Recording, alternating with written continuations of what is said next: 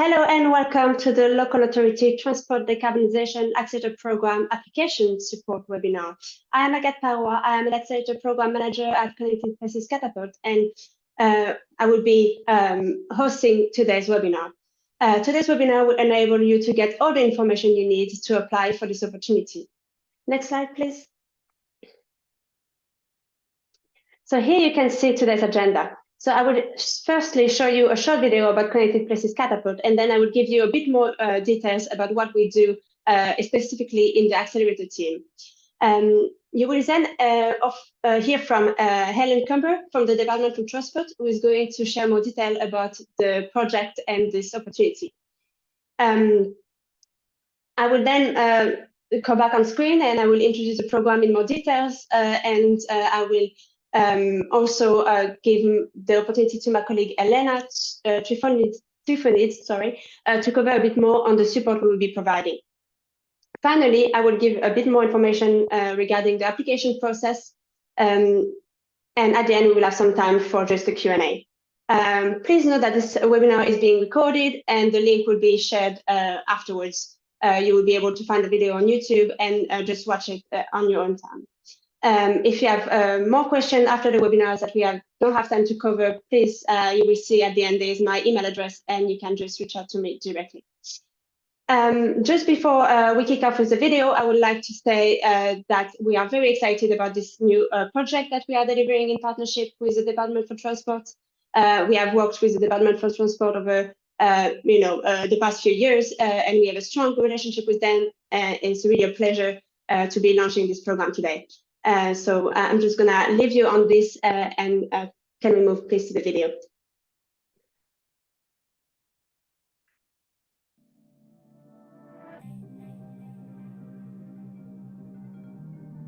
For millennia, cities have been places where bright ideas spark. From the earliest riverside trading posts that turned into today's sprawling megacities in the digital global economy. Cities can create positive experiences for people, always connected by technology. And when connected places work well, it's good for people and the planet. But making a connected place succeed is hard. There's loads of stakeholders, businesses, regulators, and community groups who want to be involved across every mode of transport, every type of building, the infrastructure that underpins them, and the data and digital platforms that connect them. All of this is needed to help people, communities, neighborhoods, and local businesses to prosper. Now, more than ever, we need our connected places to succeed. We are in a climate emergency. Rapid urbanization means 3/4 of us will be living in a city by 2050. And new technologies are revolutionizing the way that we live, the way we work, and the way we travel, creating fantastic opportunities for innovation, jobs, and growth.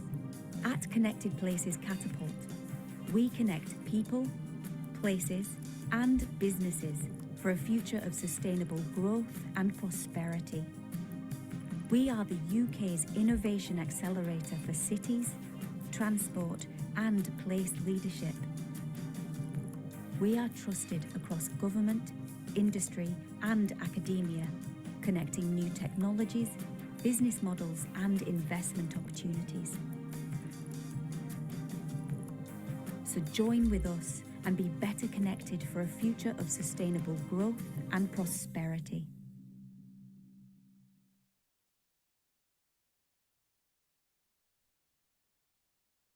Great. So obviously you have seen the video now, and it gives you a bit more understanding of who we are at Connected Places Catapult. So as it says in the video, we are the UK Innovation Accelerator for Cities, Transport and Places. We are an independent non-for-profit organization, and we are providing in-person innovation as a service for public bodies, businesses and infrastructure providers. But something that is not mentioned in this video is that we are actually one of 9 technology and innovation centers in the Catapult network, spanning over 40 locations across the UK. And I thought it was very important to point that out. So I wanted to give a bit more information. If we can move on to the next slide, I would like to give you also a bit more understanding of who we are in the Accelerator team. So over the past 5 years, we have delivered over 25 cohorts across 12 different programs, and we have supported over 3,000 SMEs in their journeys, work with a variety of partners that are listed on this slide, just to give you a bit of an understanding of the span of our expertise in our team. But now I would like to hand over to Ellen, who will give you more information around the context of this project. Thanks, Agathe. Hi all, so I'm Ellen Cumber and I'm a policy advisor at the place-based decarbonisation team here at the Department for Transport. Also on the call, who you'll be introduced to later, is Charlotte Kelsey, who heads up the team, and she will be around for the Q&A session at the end. I'm really delighted to be here talking to you today about our local authority transport decarbonisation accelerator in partnership with Connected Places Catapult. So if we can move on to the next slide, please. So I'm going to start off by saying a little bit of the policy background around why we're investing in this programme, and also take you through the scale of the challenge that we're facing. So as I'm sure you'll be aware, transport remains the largest emitting sector of the UK economy, accounting for 26% of greenhouse gas emissions in 2021. Since 1990, as you can see in the graph on the right, total domestic emissions have dropped by 48%. However, emissions from domestic transport have stayed relatively flat. And most of these emissions come from cars and taxis alongside HGVs and vans, although this is reducing. Go to the next slide, please. So the government set out a really ambitious cross-modal approach to reducing transport emissions, and this can be found in the kind of key publications listed on this slide here. So this includes the Transport Decarbonisation Plan, which I'm sure, if not all of you, are very aware of. This is followed up in 2021 by the Net Zero Strategy, and then again followed up last year by the Net Zero Growth Plan and accompanying Carbon Budget Delivery Plan, and that sets out how we're going to reach our net zero targets. So some of the key pillars of this include the new zero emission vehicle or ZEV mandate, and that will legally require 80% of new cars and 70% of new vans sold in Great Britain to be zero emission by 2030, and that increases to 100% by 2035. Alongside the ZEV mandate, we'll continue to regulate exhaust CO2 emissions from new non-ZEV cars and vans, ensuring that emissions from this part of the new vehicle fleet don't increase. We'll also do this by promoting the uptake of zero-emission vehicles, as well as developing a reliable, accessible and affordable public charging network through funding, investment, regulation and standards. We'll make sure that people have a range of sustainable travel choices, whether that's through the zero-emission vehicles that I've just mentioned, or other modes, so that might include public transport, walking, cycling and more. Harder to decarbonise modes also fall within the UK government's approach, and that includes aviation and maritime. So if we can move on to the next slide, please. So I wanted to cover off what we're interested in specifically, kind of in our team and in our section of the department. So place-based solutions are particularly important for emissions reductions, with 82% of UK emissions being estimated to be within the scope of influence of local authorities. And in the Transport Decarbonisation Plan, we set out how a place-based approach will help make our villages, towns and cities cleaner, greener, healthier and more prosperous places to live, work and enjoy. So local areas really do have a key role to play in reaching net zero by 2050. And we recognise not only the collective importance of this in the transport space specifically, but also the unique challenges and opportunities that local places will face along the way. And I think this just shows how much the people on this call can really make a difference through local areas. So especially within the scope of this accelerator, we're looking for evidence of how your application considers a place-based approach and takes into consideration the needs and attributes of the local area. So if we go to the next slide, please. So to bring us on to what we're talking about today and the programme that we're talking about today, we see that supporting development of innovative technologies is a vital part of ensuring the UK is best placed to meet its net zero commitments. And we also want to help businesses and local authorities or some national transport bodies work together to unlock the benefits of technology and innovation in transport. So we really see innovation as an enabler in solving some of the most difficult challenges that we'll face in working to reach net zero. And what we see as a key part of this programme is actually taking these innovative ideas that are getting kind of near commercialisation and embedding them within local areas, helping to support not only local economic growth, but also solve real-life issues for local areas. And that's why we're so pleased to be working with CPC to deliver this accelerator. So what is actually on offer? What are we here to talk about today? My colleagues in CPC will talk about this in much more detail shortly, but as a really brief overview, the programme offers funding of £20,000 per local authority or subnational transport body to cover internal costs, and there will also be further funding available for successful SMEs, and there is more detail to follow on the SME side of the challenge later on. It's not just about the funding though, there will also be specialist procurement support to enable the trialling and scaling up of any successful innovative ideas, and this will help create new processes for buying innovation in organisations who are subject to public procurement rules, as well as building skills and capability in this area. So I know we've got some dedicated time for questions at the end, and I really look forward to reading any questions you might have, but for the time being, thank you for listening, and I'll hand back over to Agat at Connected Places Catapult. Many thanks, Ellen, for sharing more details about this opportunity and the wider context around it. Can we please move on to the next slide? So, Ellen kind of covered already this bit a little bit, but this program is going to be split in two different phases.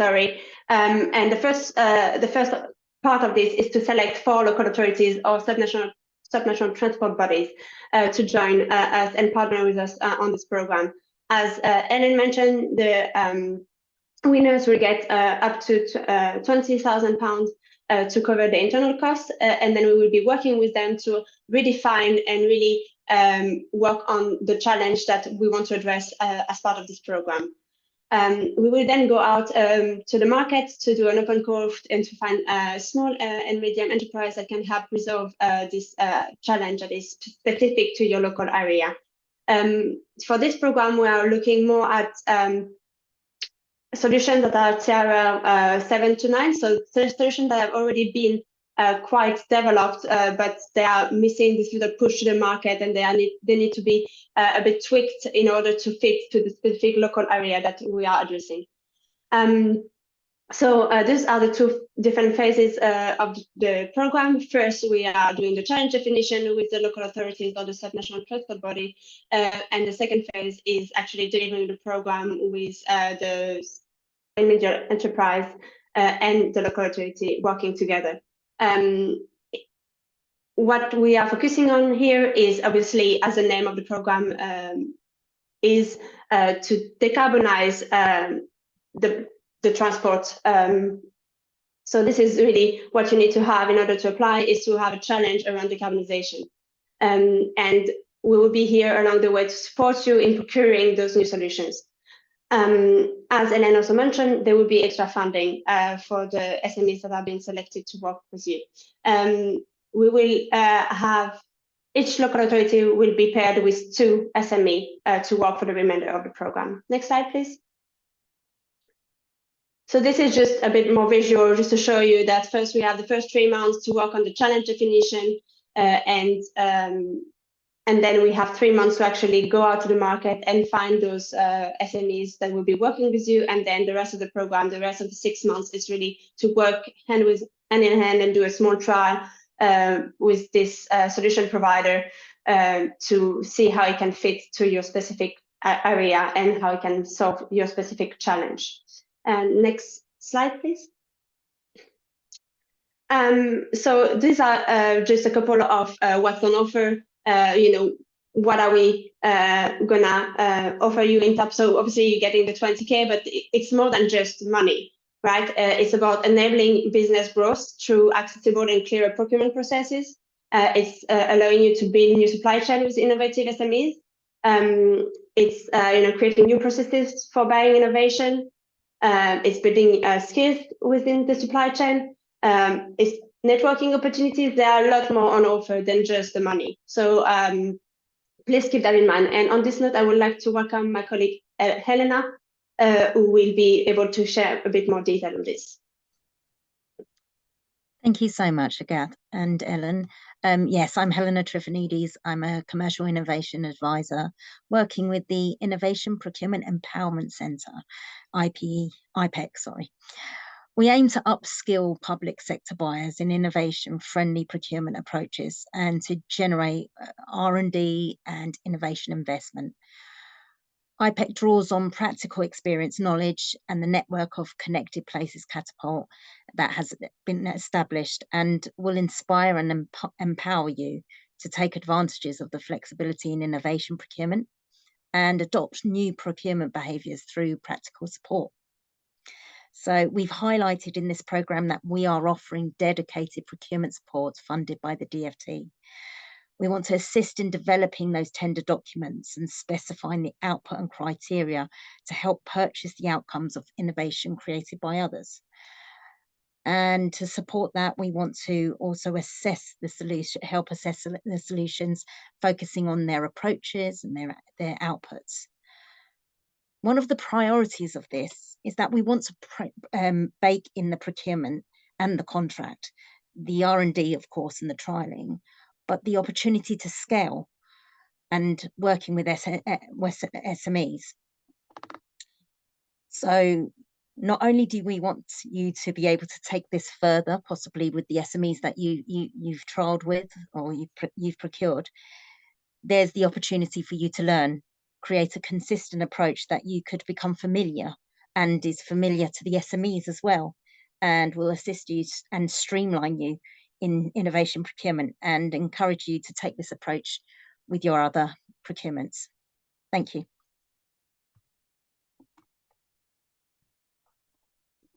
Thanks, Elena. Can we move on, please, to the next slide? The application process, great. That would be the last bit I will cover, and then we'll have a Q&A, so please put your questions in the Q&A section. Next slide, please. So applications have actually opened on the 4th of January already, and the deadline is this Sunday, midnight. We are aware it's a tight timeline, but we are working very hard, and we hope that we can achieve in this short time what we're aiming for. We'll have the review of the applications between the 22nd of Jan and the 5th of Feb. And then after that, we will be reaching out to the winners and let them know who has been selected. That's the date. Nothing is set in stone, but that's the dates we are working towards. Sorry. Next slide, please. So how to apply? It's quite easy. You just need to go on our website, create a profile, and then you have a short application form to fill in. There is, I think, 16 questions on the application form. Some are, very short, more yes and no, and some are a bit more text heavy. But we've tried to make it quite concise, as we know that there is not a lot of time to apply, to give the opportunity for as many of you as possible to be able to submit an application. If you have issues accessing the website, if you have, any accessibility needs, please do let us know. We are here to help you.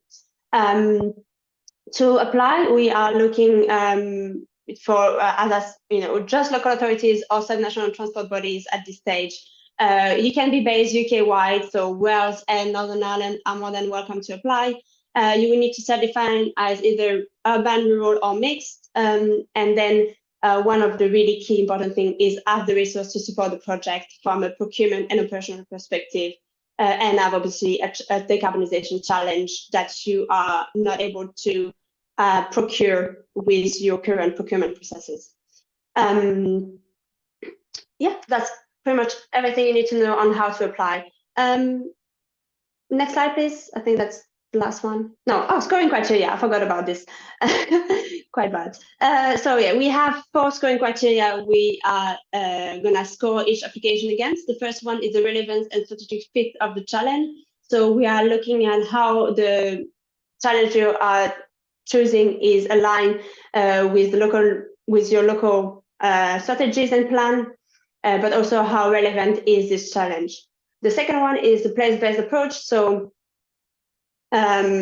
we are really looking for a challenge that is specific to your local area and not for something that is quite generic. We like something that is, it doesn't have to be specific, but it needs to be something that is very much a problem for you, if that's I hope that makes sense. Then obviously we'll be scoring you on your organizational commitment. As we said, we need to have people that are willing to engage and spend time to work with us on the challenges and to work with the SME once we have selected them. So we need people that have, able to commit time. And as part of the application, you have to fill in a small finance plan just to explain to us how you will be spending the £20,000 that we are offering here.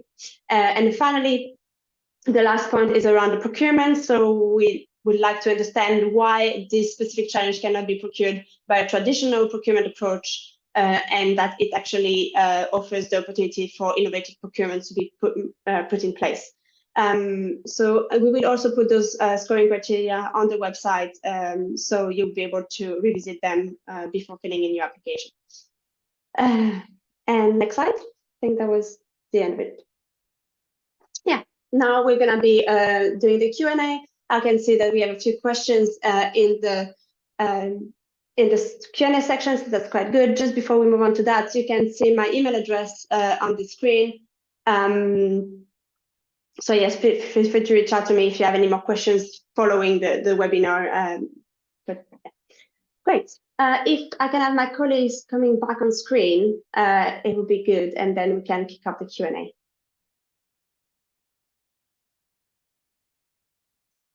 Great. The first question I have is the 20K specific to local authorities and sub-PAs? Ellen, would you like to take this one? Yeah, no problem at all. So the £20,000 is for internal costs for local authorities and subnational transport bodies. So for the four successful applicants, there will be £20,000 available for those internal costs. Any funding for SMEs will be separate, and we can kind of talk. There'll be more information to follow on that one.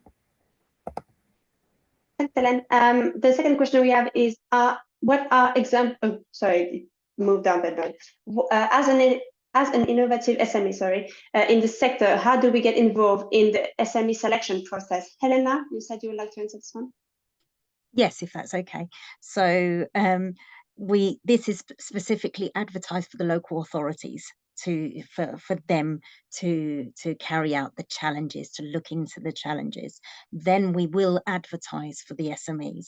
We are still deciding on the process for that, but if you continue to stay engaged in the Catapult website, that we will be opening up. We will be getting feedback from SMEs as well to see how we can best get to them. But this is quite a separate process to the current opportunity that has been advertised. Thanks, Helena. I would like to say that if you want to just reach out to my email address, and then I can put you on the list for people that we will contact directly once the actual challenges and call for SMEs is going out. We can have you on file and make sure we reach out to you when the time comes. The next question is, what are examples of extra funding facilitated SMEs to try the solution? So there's just a second part of money that we have that is specific for the SMEs. So it's just extra money for working with the SMEs. The money will go to the SME, not to the local authority, if that makes sense.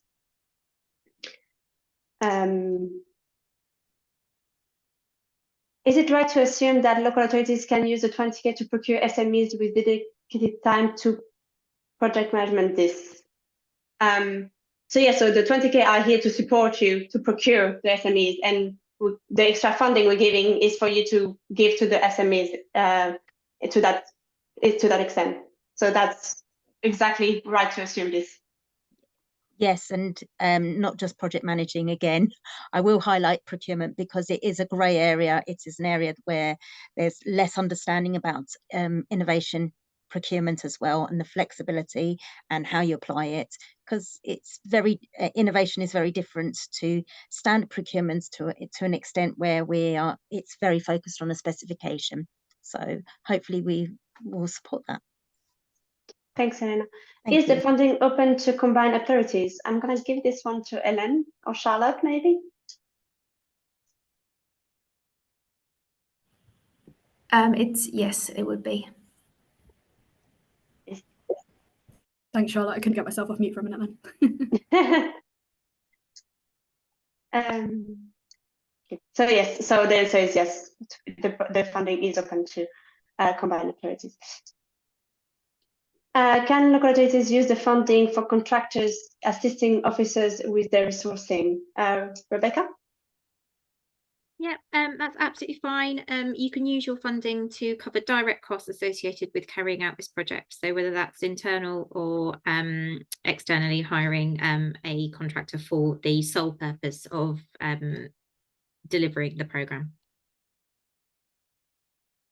Thanks, Rebecca. The question was asked, why are you working only with small and medium enterprise? Transport sector is largely supported by larger companies, many of who have increasing innovations. Also, any emerging technology needs to fit with systems from large suppliers, so we need this interface. I don't know if someone would like to take this one. Alice? Yeah, so good question. I think, of course, innovation comes from all different size businesses, and absolutely respectful of that. However, in this particular project, we're looking to serve two sides, really: support local authorities to find innovative new solutions and support, I wouldn't say early stage, it's not early stage startups, as the GAP said, it's TRL 7 to 9, which are quite established companies that have a product that's ready to trial, a solution that's ready to trial. So it's about having that kind of sweet spot where we're also supporting those companies to scale and get into the transport supply chain. But of course, also with larger companies, there may be more opportunity there for them as they are larger and have more funding to trial some of that work themselves. But in this case, yeah, we're looking to support both sides. So that's the model that we use. Thank you, Alice. I think one of the questions is coming back to what Rebecca was saying. Does that mean local authorities can bring to SMEs, which don't have the capacity for this? Yes, you can use the funding to bring consultant to manage. Yeah, this is going to be, I think, quite a common issue for many local authorities. Having worked in a local authority myself in procurement, I understand the resource constraints. So we're absolutely open to that. If you want to talk to us in a bit more detail about this, please feel free to reach out to Agat, and we're happy to sort of have a conversation with you about it.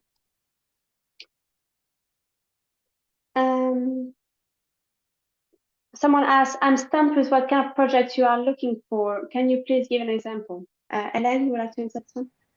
Yeah, so I think to kind of clarify, I guess I'll go back to the beginning. I think so at the minute, what we're looking for from local authorities or subnational transport bodies is a kind of challenge, a challenge that you are facing, that you think there might be an innovative solution for, or that you're trying to find a kind of a different way of thinking about it, a different way of working.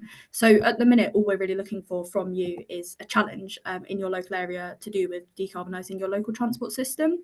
What will then happen kind of later on in the process, we'll put out an open call to SMEs, and SMEs will be able to look at if they have a solution that they think fits your needs. They'll then be able to apply to solve that problem for you. So yeah, we're kind of, from a local authority STB point of view, we're kind of looking for challenges rather than kind of specific projects fully developed at this stage. And Connected Places Catapult will work with you over the next couple of months to help to develop that challenge statement and kind of refine it a bit further before it goes on the open call to market. I'm happy to, if any CPC colleagues want to add any more detail there. No, I think you covered it very well. I don't have anything to add, sorry. Will there be a focus on local SMEs and can this include charity or non-for-profit sector, for example, EV car clubs? I don't know if anyone wants to take this one. I think obviously the local authorities that we work with might have some local SMEs that they're aware of that could be, you know, where possible, would like to encourage local SMEs also to get involved with this. This is open to sourcing solutions from across the UK to see where the best fit is in those geographies. I think in regards to charities, I think if they are a business but they are a social enterprise, I think that's fine. They have to be a registered business. Yeah. Thanks, Alice. And we have one last question, and I'm going to be a bit in trouble to answer it because I don't understand the acronyms. There's too many acronyms. I'm getting all confused. Would a HVO trial be eligible? I think we'll take that one away offline if that's okay, and we can come back to you. Thanks, Catherine. We can come back to you via email if that's okay. If you drop a message, Yeah. will be put somewhere, or it's on the application page. Then we can answer that one offline. Okay, perfect. Thank you, Ellen. I would also encourage anyone who has a similar query about a particular project and whether it would be eligible to drop our CPC colleagues a line, and they'll be able to discuss that with you before you do your application. Thank you, Charlotte. Yes, very well said. We will be available to answer any questions. We don't have any more questions though in the Q&A section at the minute. I'm happy to wait a few seconds to see if any more come through. Just while we wait, I don't know if there's any more information that wants to be shared by my colleagues. The only thing I would say is this webinar will be shared with everyone. We can also share the slides if that's helpful. So you can have a view of those afterwards as well.